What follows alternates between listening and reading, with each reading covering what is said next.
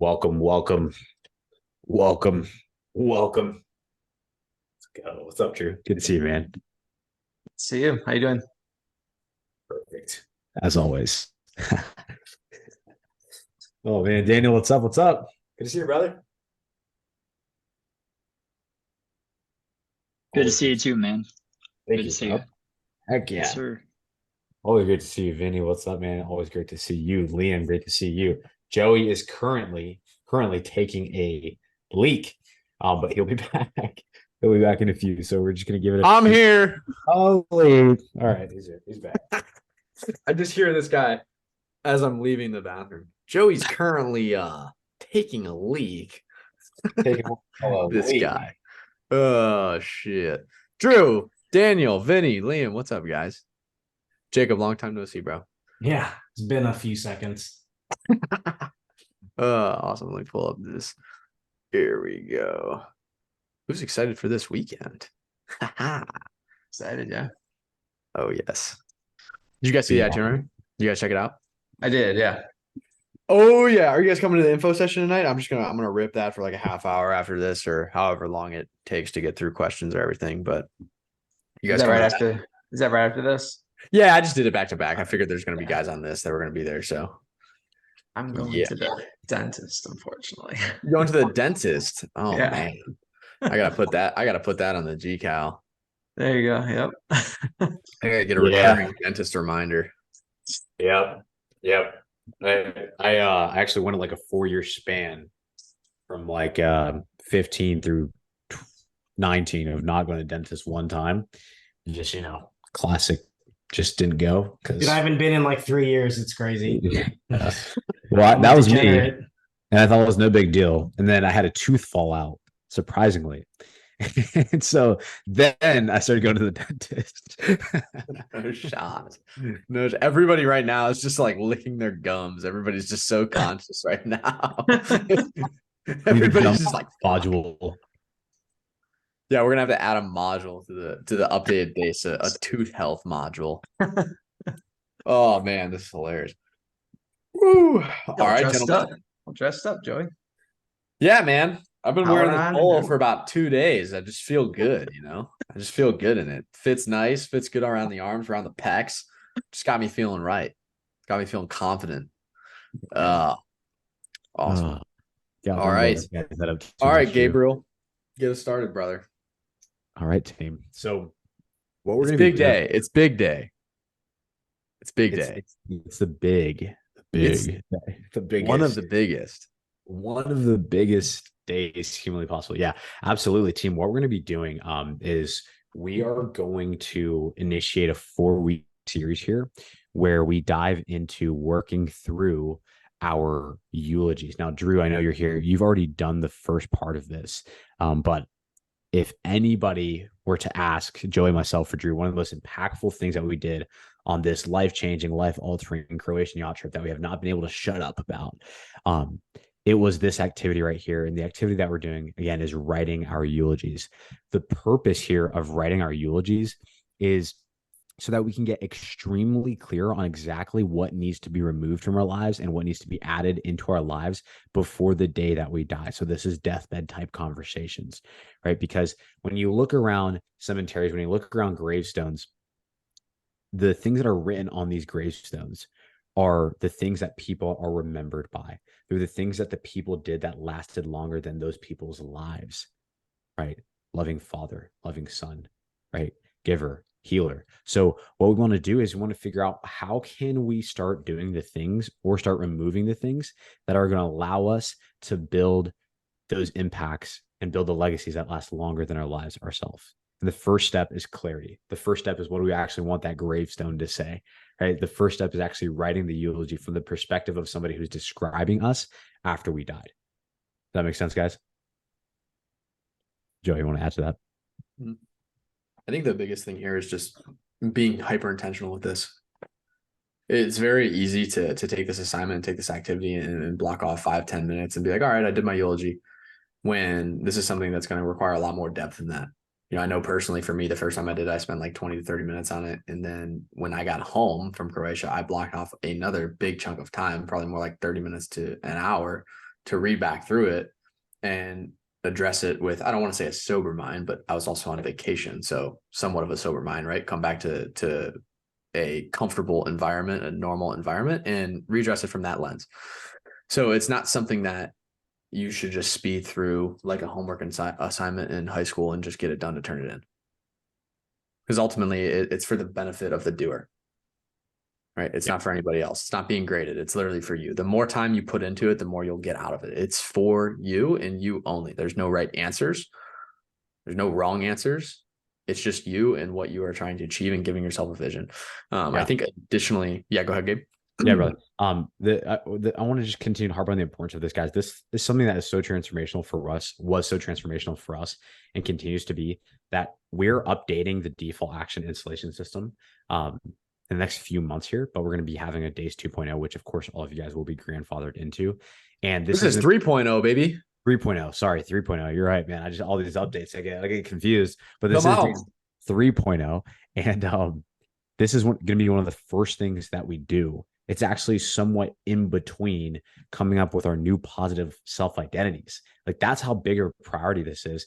And the reason that this is such a big priority is because we understand that it's our limiting beliefs, that's our limiting self-identities, that is our fears that hold us back. But the other thing that holds us back, the other thing that makes it impossible to reach our goals, is a lack of clarity and focus. Okay, this is why there are people who can have really great hearts, who can put in a lot of work, who can have great work ethic, who can grind their nose to the grindstone and achieve nothing in life, right?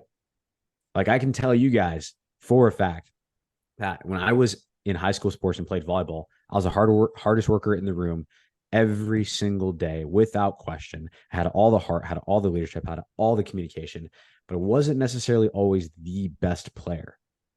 Wasn't necessarily always the best player. Didn't really always have the results.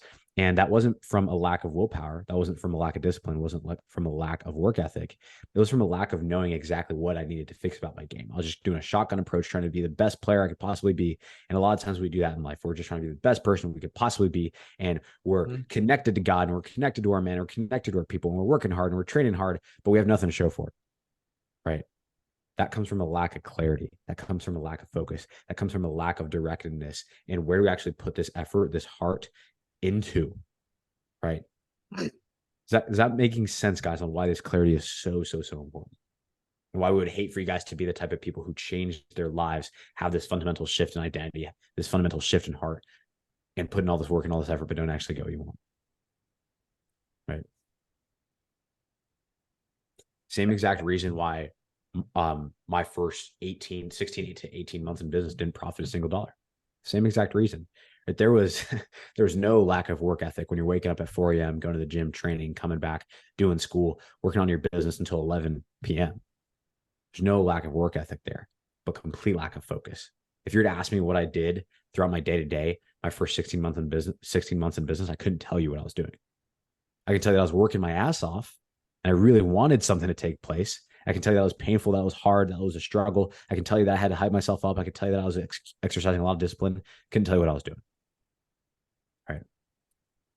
And of course, there were no results because of it. So the focus, the clarity, exactly what needs to happen, that's what we're going to get out of this eulogy. And so this is going to be a 4-part series where we're going to do some homework, journaling type exercises to get our actual eulogies down on paper. We're going to brainstorm with each other and share with each other throughout some of these sessions, so that we get just even more clarity on what we want, because sometimes we don't even know what we want, right? I remember when I read Joey's eulogy right after I wrote mine, I realized, oh, I want to be a lot more specific about my future environment, right? And sharing each other's eulogies is always just going to bring us so much closer together. Again, when Joey and I share each other's eulogies with each other, we realized that there's so much alignment in what we wanted to be remembered by, that we ended up just shedding a tear and hugging in this room full of people. And so realizing that you're in a group of men that have a lot of alignment with you brings you closer together. That's one of the other benefits. But at the end of this, we're going to be extremely focused on what actions we need to take to start working towards being the person whose eulogy is 100% accurate, right? Because some of the things on this eulogy are going to be true. Some of them are going to be a little bit of fiction. Okay. Some of it's going to be a little bit, that's not here yet, right? Some of it's going to be a little bit Daniel Sills. They're saying this about him, but it's not quite there yet right now, right? And so we're going to start working into how to make sure everything that we write in our eulogy is actually 100% true, and there's no missing pieces where it's a little bit of made up fiction hopefulness. Does that make sense? Yeah, that's fantastic. Yeah, Judah, to answer your question, I see Drew chimed in a bit as well. Writing a eulogy of what would be said about us or what we would like our eulogy to say. So it's a little bit of both. It's from the perspective of what other people would say about you, but it's also that element of like, what would you want them to say about you? So it's a little bit of both, Judah. And you'll get some clarity on this as well, because I think what will be really good is for me and Gabe to both read ours on this call and then also send it to the chat for you guys as well. So you have like a framework to go through. Again, with these eulogies, this is not a template, right? When you guys see ours, it's not like a template, like fill in the blank. It's just, that's just how I wrote mine. Gabe's is probably different than mine because he's a lot less organized than me. So his is probably a little spread. Hell, This is probably a little all over the place, right? Mine's probably a little bit more. You could take it and pull out some words and plug in your words. But again, there's no right or wrong way to do it. In all seriousness, there's no right or wrong way to do it. Okay. Yeah. But these will be designed to just get your brain working and write it exactly how you'd want to write it. Go ahead, Gabe. Yeah. You just know when there's something on the tip of my tongue, man. Look at that. I see it. This is telepathical communication through Zoom. We've been on probably 587 Zoom calls together. Honestly, probably more. Like it's probably more. It's probably like in thousands. So yeah. Telekinesis. Yeah. No. Anyway, what I felt just telepathically from 20 minutes across Orlando here was that you were about to get into sharing our eulogies. But before we got into that, was I right? Oh, okay, whatever. But anyway, before I got into that, not yet. I'm saving that. That's like the climax is like us sharing our eulogies. All right, guys, go do it now. You saw it. All right, that's for the end. Yeah. It was like a climax sharing our eulogies together, bro. Anyway, what I was preface that with was that yes, 100%, this is coming from your heart and what you want people to say about you after you die, right? Not what they would say about you if you were to die right now today, but what you would want them to say about you when you do die. There is somewhat of a checklist, so to speak, in terms of the areas of your life that you want to specifically touch on that we'll get into. But before we actually get into how this is going to be written, I want you guys to ask yourselves that question right now. And we can go around the room and share some good and share some maybe negative things right now, just as a group. But I want you guys to ask yourself the question of, what would people say about you if you died today? What would people say about you if you died today? What would be written on your gravestone if you died today? Let's be intentional here and let's get out some pens and paper, or you can write on your phone. But let's take 2 minutes as a team and write 2 positive things that people would say about us if we were all to die today, and 2 things that we're not happy with that people would say about us if we were to die today. I'm going to put a 2-minute timer on, starting now.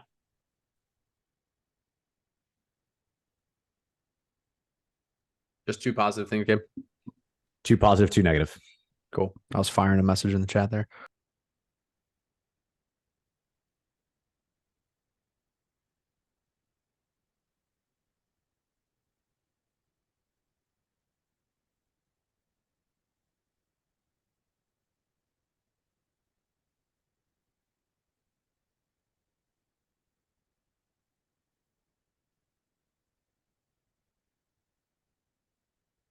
When you're writing this, for this to have the impact that we want, write it again from the perspective of somebody else. So it's not I was XYZ, it's he was XYZ, as if somebody else is describing you after you're dead.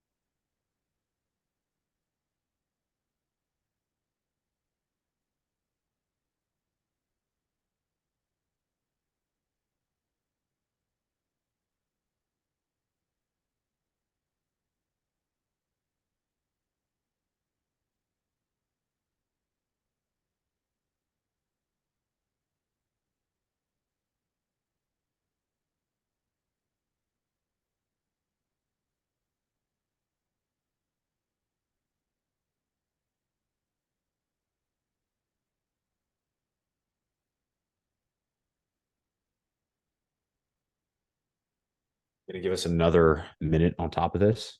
Just want to provide the space, the opportunity, the time for us to actually go deep here. But these two negative are probably going to be things that are painful for us to confront, for us to put on paper, and for us to share. So take your time. Gabe, let's I think we should probably call it like 5:25. Like give it like 5 more minutes here. So If you guys want to pop off your mics and cameras, totally cool to do that, and we'll pop back on here in about 5 minutes.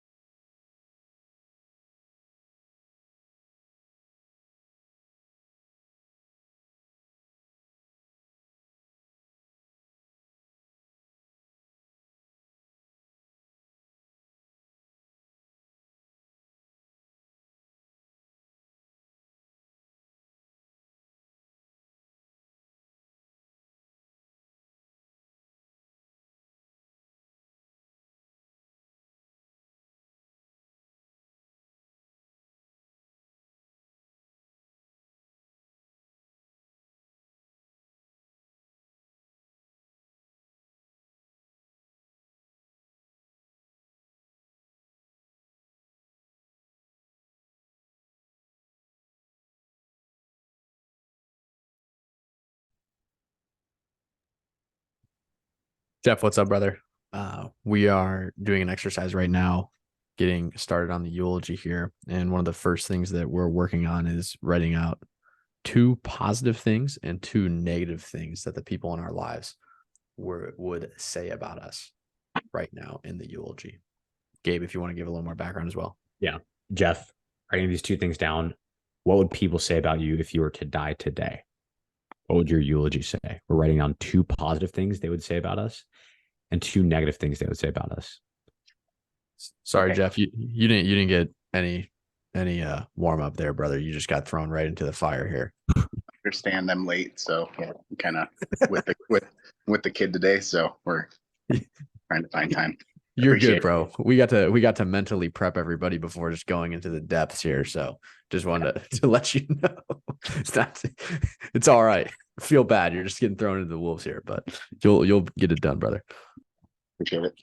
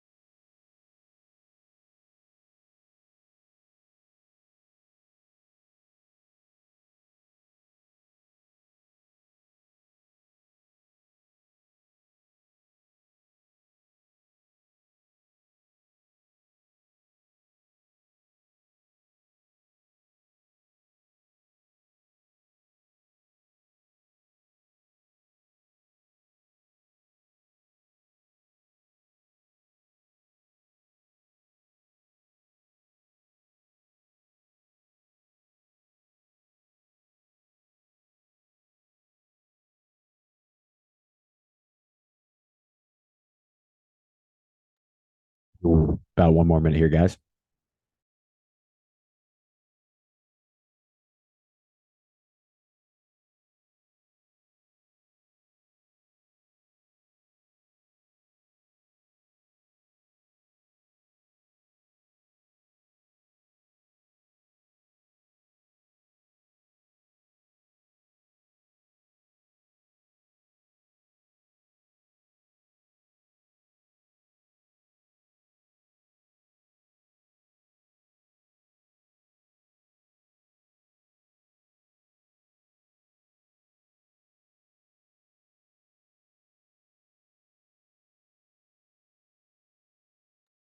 When you guys are ready, just go ahead and click back on your cameras.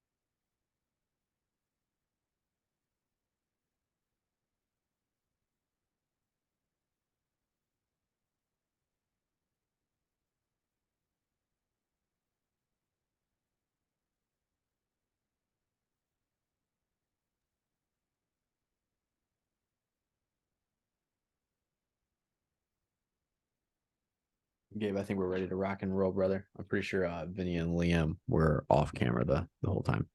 Sweet, sweet. Let's rock. Let's rock, team. So I'll kick this off. Guys. Again, I immediately realized, although of course I was aware of this before even initiating this, we typically don't experience things or fully understand things until we're experiencing them ourselves, right? But I immediately realized when I went into the negative that, man, this was difficult, right?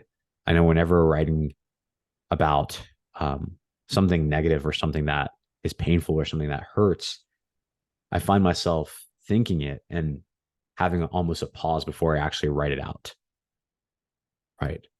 Because it's almost like I don't want to confront that. It's almost like I don't want to look at that part of my soul. It's almost like I don't want to make it real. I don't want to acknowledge it. So definitely somewhat of a painful experience writing those two negatives, but let's get into it. We're all here together. We're all going to share together. We're all here for each other. We're all here to build each other up and heal those parts. So the two positives I wrote down was for Gabe Pluguez. He loved God and loved people. And he was a loyal friend, a protector, and a leader. If I die today, I'm certain people would write that on my gravestone. The two negative, I actually came up with three negative. Just because we were in that zone, but the three negative were he didn't fulfill his God-given potential. That was the first one. The second one was most of his decisions in life were governed by fear. Up to this point, 23 years. We're Yeah. getting after it. We're getting after it, bud. Thought this was a eulogy intro. We're getting into the weeds, boys. We're This is getting gonna into the be weeds. tough. Classic. And Gabe, 3 out of 4 of those were mine too. We're all in this together, man. We're all individuals, but we're much less different than we all feel sometimes, right? Last one, third one. Let me know if any of you guys relate to this. Something I'm learning that I've learned much more recently in life. Last one is he suffered unintentionally, or sorry, he suffered unnecessarily because he didn't believe that he deserved better. He suffered unnecessarily because he didn't believe that he deserved better. Those are my 3 negative. Anyone relate to those?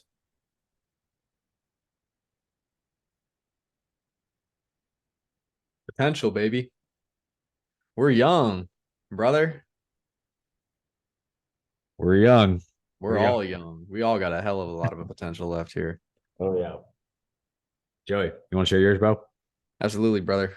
All right. 2 positive. One was from the perspective of work ethic, hard work. He was the hardest worker I knew, obsessed with his craft to the point of addiction. I'm certain that would be on the grave for basically every endeavor that I partake in regularly. Not just one, it's all of it. I think Gabe would probably agree to that one as well for me. Probably. Positive number 2. Protector, sheepdog. My friends call it dad mode. He was always vigilant, able, and willing to protect and care for the people that he loved and holds near to his heart. That gets referred to as my dad mode quite frequently in our groups of friends. So I definitely have that. Negative. Doesn't spend enough time away from work or enough time having fun. He died never having learned the balance of work and play and the ability to enjoy the fruits of his labor to the fullest. Intensity and abrasiveness is negative number 2. His message was pure, but it turned off many due to the matter-of-factness and bluntness of which he speaks from. But he would tell you this served who it was supposed to serve, and it disqualified the ones that it wasn't.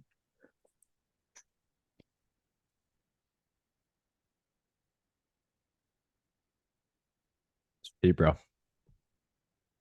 Yeah, brother. You got feedback for me? I feel like you can just sit here and give me feedback, bro. I see you every day.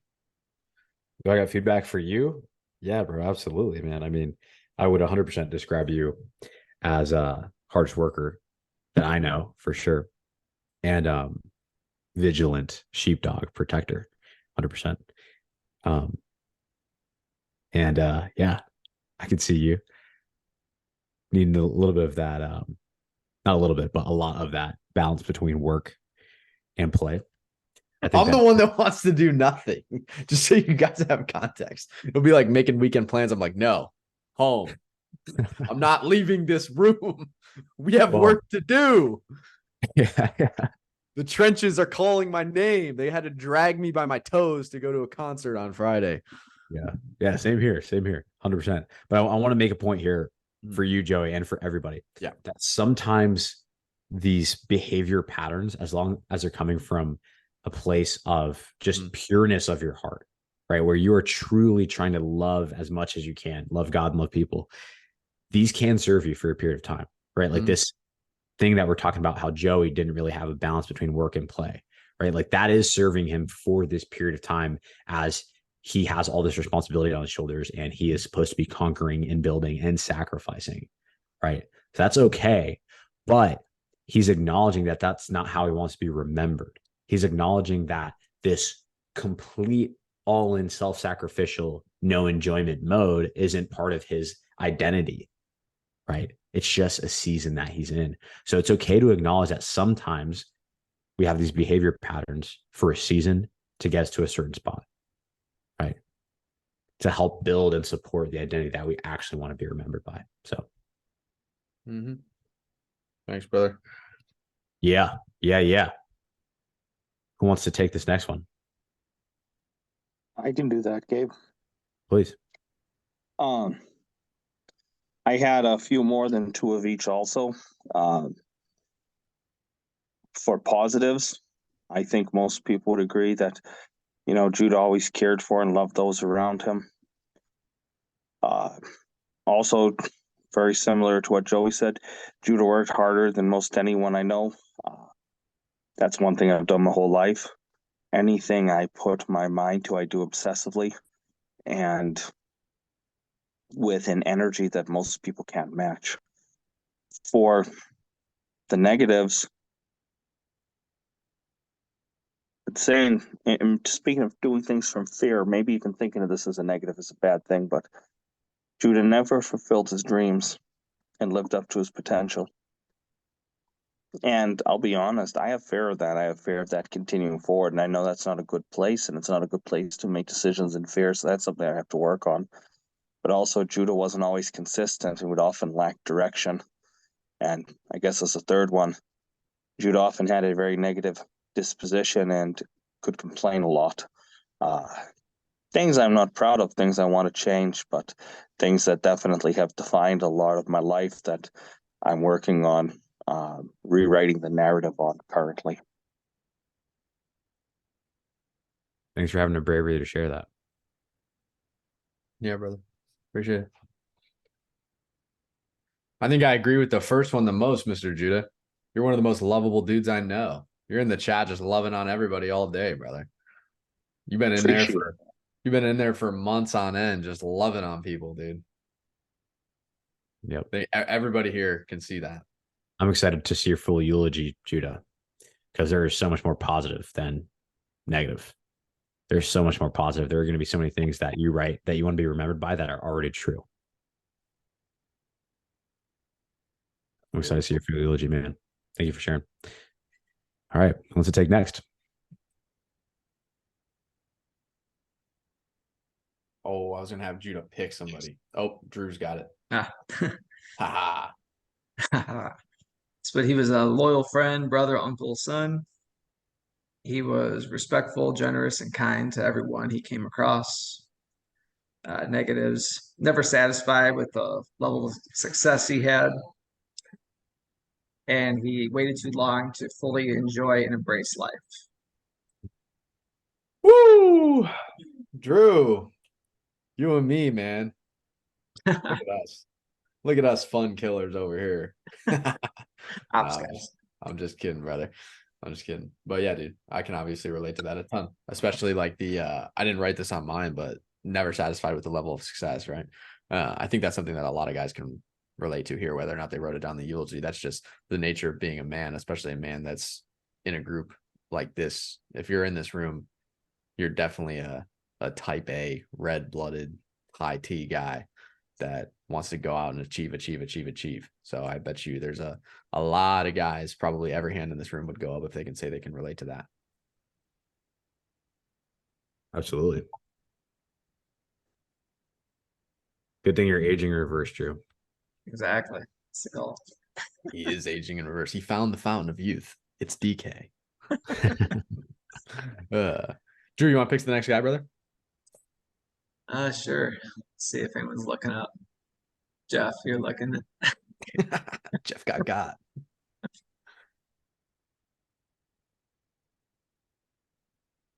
Oh, you're muted, brother. Oh, Sorry, I was answering a text there. Yeah, so on mine, mine wasn't as wordy as you guys. I think I had a short amount of time, but the dedicated to family and loyal to friends was the first one. And then loves novelty and adventure was my second positive. hell yeah. The third one was, or I'm sorry, the negatives. And the negatives were distracted and low attention span. And the fourth was disconnected emotionally from a lot of the people in my life.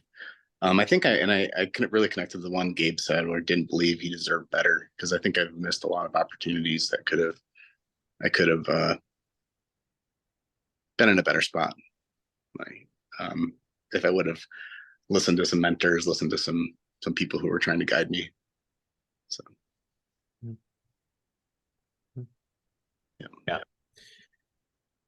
Yeah, I think those are things that your negatives, I mean, they seem to be things that are going to just complement your positives so much, right? Being a loyal and dedicated family member and friend, you're already willing to give so much to your people and be there for your people.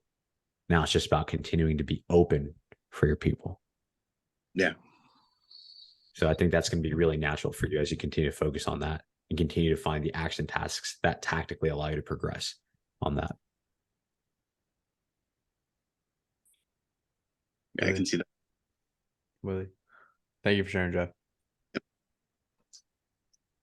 We got 2 more guys with a camera. I know Daniel's on a call. I know Liam's usually on a call. I'll go. Go ahead, brother. This took me a minute here. I'll be honest. Like I needed the pressure of no one else coming up to really crank them out. And yes, I did shave my beard. I wanted to get a nice even tan line in Florida. Yeah, buddy. All right. So for the positives, I'm definitely going to work on these. First one, he had the courage to pursue his dreams. Second one, I like a little better. He took the responsibility to live his best, healthiest life and positively influence those around him. And then for the negative, he struggled to find consistent contentment and fulfillment, and Vinny never lived up to his full potential.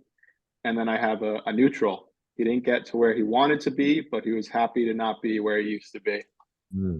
Mm-hmm. I like that one, Vinny. Consistent. Can you restate that one about being consistently satisfied, Vinny? Yeah, so I said he struggled to find consistent contentment and fulfillment. I figured, yeah. Consistent contentment and fulfillment. First off, brother, thank you so much for sharing. Second thing I'll say, man, I just want to continue to just plant the seed in your mind as we work through this over the next 4 weeks, as we have discussions about this over the next few weeks. When it comes to consistent contentment, a lot of times people find that their joy is fleeting when they put too much meaning, too much emphasis, too much effort in things that don't last forever, things that do not last forever. So if you can put more meaning, more effort, more focus on things that do last forever, things that will, again, last beyond your life, I think that's where you're going to find more consistent contentment. Consistent contentment. Right? What are some things that will literally, like in a literal sense, last longer than the 80-something, 90-something years that you're physically alive? Does that make sense? Mm-hmm. Yeah, definitely. Vinny, you cool with me going Jesus mode on you real quick, brother? Send it. Jesus pill a little bit? Cool. This was me too for a long, long period of life. Till about like probably 6 to 8 months ago is when I realized that the reason that I lacked contentment and fulfillment is because I was placing not only, where I was spending my time, but also where I placed my identities. It was all in worldly things.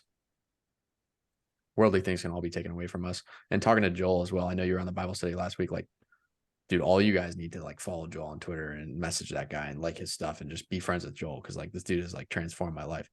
But one of the things he told me is like all of those identities, all of those things that you hold that are worldly, they can all be taken away. So it's very natural. For example, the best example is a father, right? It's very natural for somebody that's a father to be like, oh, I'm a father. Like that's my identity. Well, what happens if, this is sad to think about, what happens if your kids die and you're not a father anymore? How does that impact you? And so placing the identities and the things that you're doing in the day-to-day and these worldly things that can be stripped away, even something as intense as that. And that's the example he used with me. That's why I use it here. Super intense stuff. If it can be taken away, man, it's going to be very, very hard to find long-term fulfillment in it. And the one thing that can never be taken away is your relationship with Christ, being a son of God. All right. So that helped me a lot. Right. And that might help a few of you guys here today as well. But that's my advice that I'll give you on the contentment and fulfillment there as well. Does that make sense, Vinny? Yeah, for sure. Absolutely. Love that. Appreciate sharing that, Joey. Yep.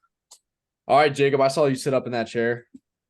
Yeah, I'd say the two positive things would be like Jacob loved his family. right? Like, I think that's very apparent. And then he took care of himself, right? He's very passionate about, his health. The two negative things I can imagine is that he took life too seriously. I tend to overreact to small things, and I kind of forget, the grand perspective. If the lawn doesn't get mowed this week, there's not going to be like a terrorist attack in my hometown or something. And I'd say number two was that he didn't make enough time to travel or make experiences. So those are the two negative things I can envision that I hopefully want to change. So Cool. Appreciate that. Appreciate you sharing that. Man, I can definitely agree with your positive for sure.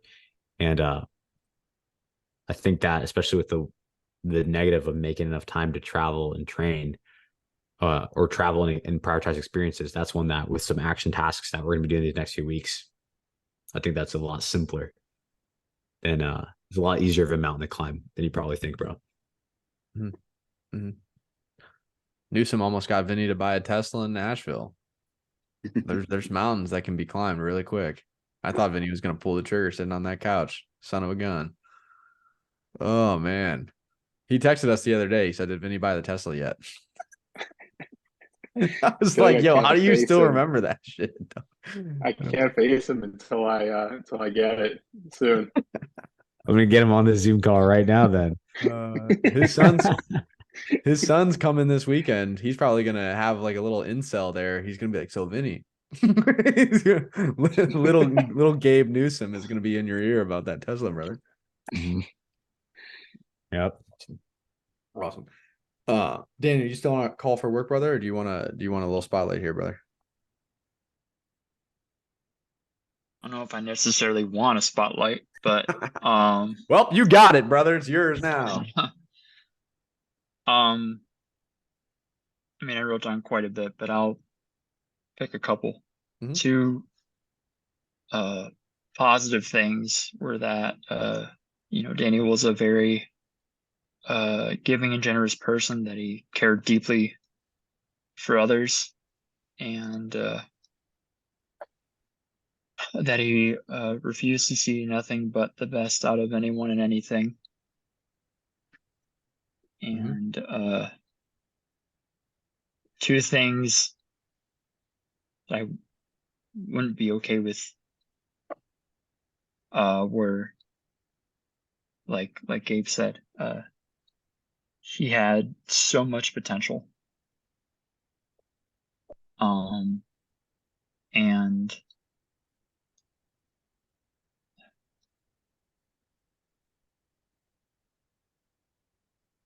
that it's just hard, man. Always fighting for the best out of himself. Those are mine. Appreciate you sharing that, brother. Yeah. Does it feel a little better to put it out in the air though? And be able to look at it? I think it feels better knowing that there are people that are hearing it are ones that won't stop pushing me to see me grow. I think, and they won't stop giving me solutions as to what can be done. So I think that's the part that feels better for me. Good. Because it's, I mean, as anyone here has found, it's really easy to say a lot of stuff. But then when you start picking words that you really want to mean when you say them, it kind of changes things. Mm-hmm. So. Mm-hmm. Yeah. But appreciate you sharing that, man. And I want to remind all of you guys that one of the main benefits that we're going to get out of this eulogy practice, I mean, if this little intro of writing down 4 bullet points has given you any preview of how valuable this is going to be, one of the main benefits is that when we share with other men, we have this sense of community protection, tribe, and security, because we realize that somebody who's lived as life a life as different was there much difference between Judah Ford and Gabe Plugas? Grew up in completely different areas, completely different life paths, have the same struggles internally. How crazy is that? Right. So we're going to be continuing to share all of this with all the men in this group. And as we share, when we realize that a lot of us are in very similar positions, it's going to just give us that confidence that we're all capable of continuing to push forward together. So we appreciate you sharing that, Daniel. Oh yeah, brother. Well, gentlemen, I think now is about time for me and Mr. Gabriel to just read off the eulogies that we have written up, as well as I want to give you guys, once we do that, I want to give you guys just the 6 categories, the 6 lenses through which to write this through. What areas of life should more likely than not be included in this? I'm happy to go first, Gabe. Yeah, please do. All right, gentlemen. Well, first time we did this, we cried. So everybody buckle up because we might get the waterworks flowing. All right.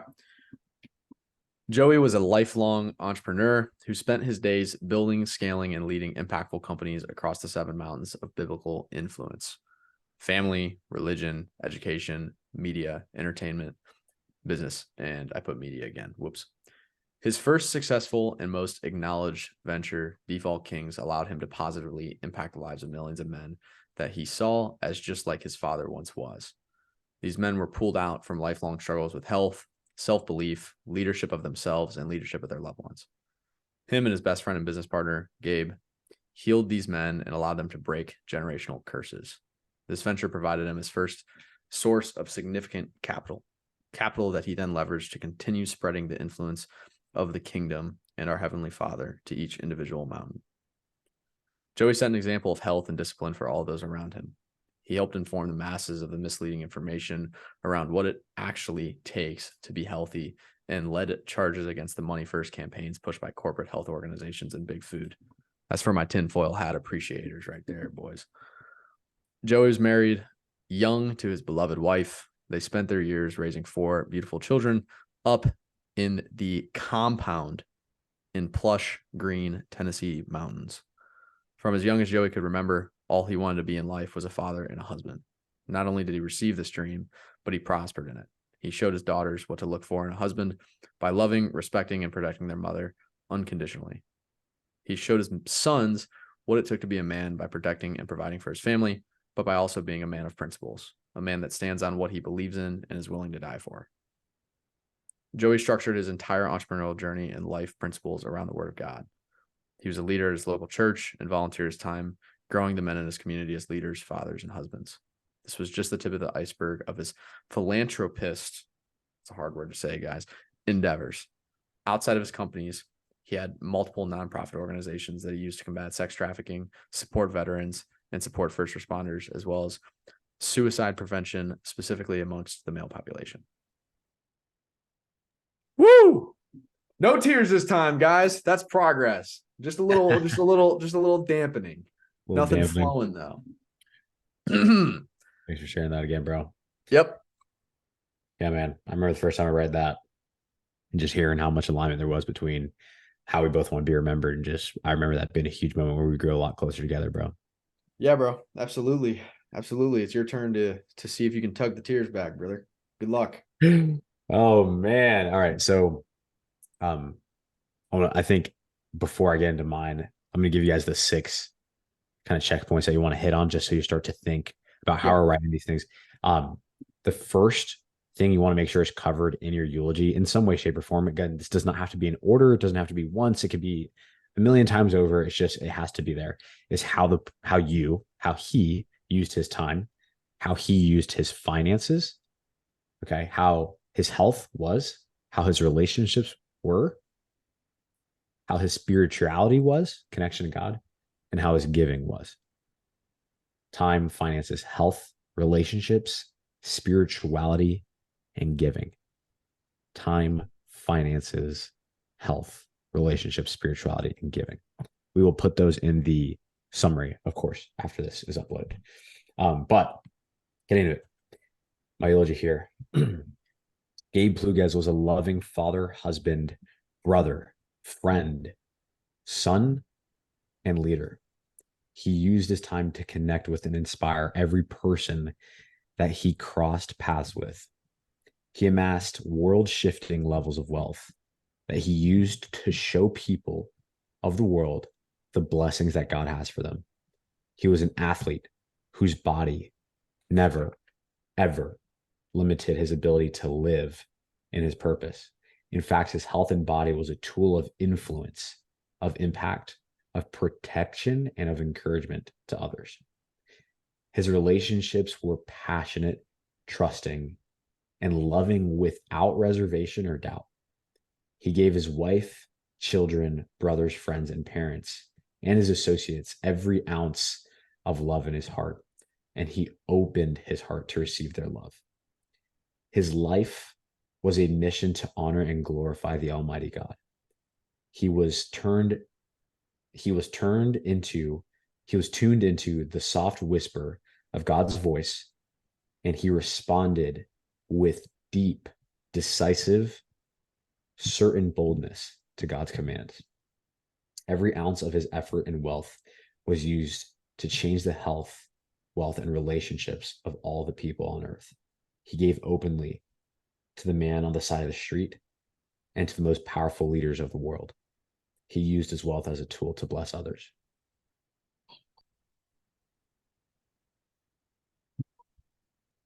Only his ankles limited him physically. Whoa, everybody calm down. No, that's good, brother. I appreciate it. If you guys don't get the joke, Gabe's got the worst ankles ever. This guy's got an ankle injury every week. Hey, man, don't put that label on me. He might have an ankle brace on this weekend of jiu-jitsu, guys. Nah, we'll fix your ankles, bro. I got you. We're getting there. We're getting there. I got you, brother. That was good, man. Appreciate you. Yeah. Yeah, absolutely, guys. I think after doing this, also definitely recommend, and something I'm going to be doing as well as I revise my eulogy, is writing this in a place where it's very easy to revise. So phone, Google Doc, that's my personal recommendation.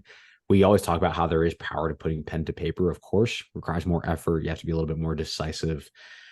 But we want this to be something that you can work on and work through. So definitely recommend writing it in, your notes app or a Google Doc or something like that, having it typed so it can be easily edited. Totally. And I think the other factor here as well is as you're writing it, because I know this was like my fear the first time I wrote it, I was like, am I locked in?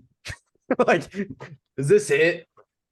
The whole reason of making it in a place where it's easily revisable is so you can easily revise it, right? So for me, I revised something on the fly there. I used to have in there that I wanted a 100-acre property in Tennessee, but I just got done. Well, we're in the middle of Svetlana's Dreams course. And I got that up to 1,000 now. So I got a compound. So make this easily revisable, gentlemen. And don't be afraid to go back and edit it. Yeah. So I know that was my fear at first.